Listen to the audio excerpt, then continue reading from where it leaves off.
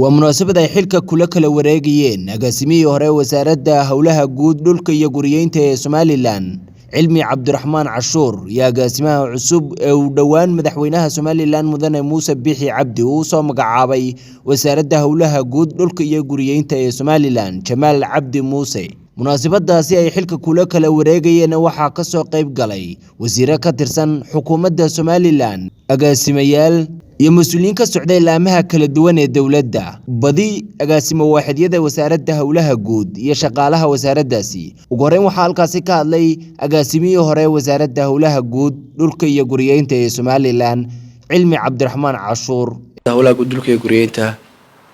waxa la soo wareejiyay bishii afraad kowdeedii 2018 waxaan la wareegay xilka wasaaradda 7 bishii afraad 2018 runtii wasaaradda muddada aan joognay 2 sano iyo 9 bilooda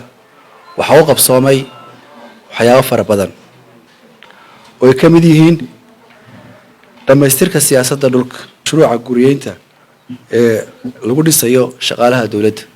laga bilaabo 2018 xilliga bishii afraad ilaa maanta waxyaabaha miisaaniyadda ku jira ee qaranka loo dhisayo waxay soo maraan wasaaradda howlaha guud dhulka iyo guriyeynta waxa uu qabsoomay wasaaradda inay u samayso master plan degmooyin kala gedisan oo ku kala yaala gobolada dalka degmada Togwa Jaale waxa kamid ah Laascaanood waxa kamid ah Gabiley waxa kamid ah Argaabo intii noo qabsoomay waxa kamid ah diiwaan gelinta hantida maguurtada ee qaranku leeyahay Jamaal Cabdi Muuse agaasimaha guud ee wasaaradda howlaha guud dhulka iyo guriyeynta ee Somaliland oo isaguna halkaasi ka hadlay ayaa ugu baaqay in lagu soo duceeyo inuu xilkaasi Ilaahay ku asturo runtii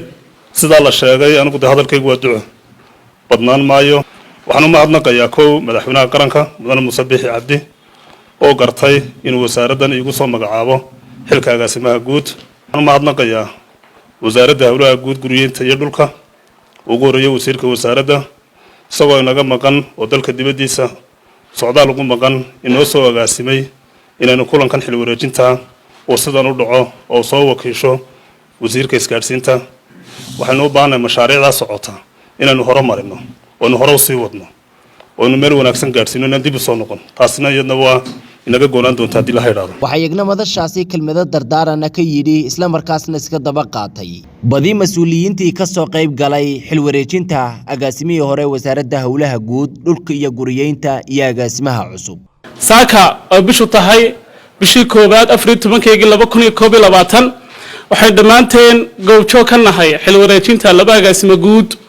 ee wasaaradda howlaha guud agaasimihii hore Cilmi Cabdiraxmaan Cashuur agaasimaha cusub Dr. Jamaal Cabdi Muuse oo minaynu sabootiina minaynu soo dhaweynayno maanta halkan ku sii sagootiyeena wasaaradda wuxuu la joogay muddo 3 sano ah 3 sanana runtii kulli isbedel badan oo maxay wasaaradda ka muuqda iyo waxyaalo badan oo kulli aan maxay halkan laga warbixin doona ayaanu gaarnay Mr. Jamaal Cabdi Muuse waxa weeyaan inkastoo deeyahay nin aan laga fogeyno oo wasaaraddan jaarkayga ahna aha imankana aan la kala fogeyno inta badan aan iska warhaynay waxaan filayaa inaanay ku cuslaan doonin hawlaheedu aad iyo aad runtii farxad igu tahay inaan kala soo qayb galo munaasabadan xil wareejinta ah aynu ku soo dhaweynayno agaasimo Jamaal Cabdi Muuse kuna sagootayno Cilmi Cabdiraxmaan Cashuur keenaya walaalkay adeerkay Jamaal Cabdi Muuse oo leeyahay xil culus baa ku fuulay waxaan sidoo kale u hambalyeynaya oo u duceynayaa walaalkay Cilmi Cabdiraxmaan Cashuur oo aan leeyahay in badan oo soo gudatay xilka aad qaranka u haysay maantana culays baa ka degay shaqo wanaag wada ka filayna agaasimaha guud ee cusub waayo shaqada qofku cusub maaha cilmina anigu deelaa carruurnimo garanayaa mala waxba kala weynine isku reebar baraan hayro si fiican ma u garanayaa isagana waa nin meel mara isbixinaya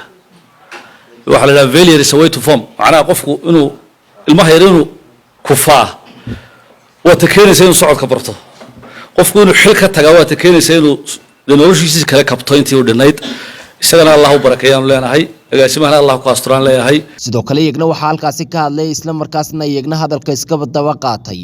wasiirka wasaaradda xidhiidhka golayaasha arrimaha dastuurka Somaliland Maxamed Xaaji Aadan Cilmi iyo wasiirka wasaaradda isgaarsiinta iyo tiknoolajiyadda Somaliland Dr. Cabdiweli Sheekh Cabdullaahi Zoofi agaasime cilmi cashuur cilmi cabdiraxmaan cashuur runtii annaasu shuhadaa cala al-ard dadku wixii ay adduunka inta la nool yahay ka markhaati kacaan waa waxa qofka lagu qiimeeyo waxaynu leenahay markhaatiga wanaagsan u dhacay markhaati baynu ka nahay wasiir Jamaal Cabdi Muuse agaasime Jamaal Cabdi Muuse intaana waa ishaare iska qaado waxa weeye isaga runtii muddo dowlad aniga wasaaradda la shaqaynayay meel fogba ka eegi maayo waxa weeyaan wala ma soo raacay maanta ma nimaadeel haddaan leeyahay ka ilaahay waan ku dhaafiyey runtii waxa leeyahay idinkaa nasiib badanoo waxa weeyaan dad wanaagsan baati maanta waxaan ii sharafa in wasiir Cabdirashiid uu soo wakiisho in aan u kala wareejiyo xilka labada agaasime hore agaasimaha cusub runtii aad ugu faraxsanahay wasaaradda hawlaha guud wada shaqayn fiican baa naga dhaxaysa daan noqono labada wasaaradood waxaan ku jirnaa qaybta ila infrastructure oo in badan ka wada shaqaynay dhankale marka tigagtiina wasaaraddu 3 sano aan xilkooda joognay wax badan bay qabatay inta la sheegay kulay iyo in kala badan ayaa muuqata oo ugu horeyso diiwaangelinta hantida qaranku leeyahay waxa kale markhaati kale ayaan oo kamid ah guddida naqshadaynta oo xil saaran maamulidda oo kala shaqeysa wasaaradda qaabka loo maamulayo hantida guud ama wixii uu qaranku leeyahay dhulka waxaan soo joogay markii la sameeyay master plan-ka magaalada Jaale oo wasiirku intuu cagafta fuulo oo maaragtay isagu shaqada uu kaga jiray xagga hore taama khatiman hoon taagnaa meel kale far badan la saacanood iyo cirgaabay kamid tahay laftigeeduna gacantu ku ay marka waxaan aad ugu hambalyeynaa wasaaradda hawlaha guud dhaqanka wada shaqaynta iyo isku duubnida ka muuqata oo runtii wax badan u suurtagelisay in hirkasho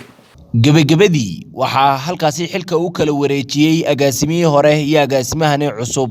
wasiirkaasi isgaarsiinta iyo tiknoolajiyadda iyadoo agaasimihii hore xilkaasi ka tagayna halkaasi bilado iyo shahaadooyin lagu guddoonsiiyay Ciidruus Maxamed Caynaan goobjoog gudaha magaalada Hargeysa.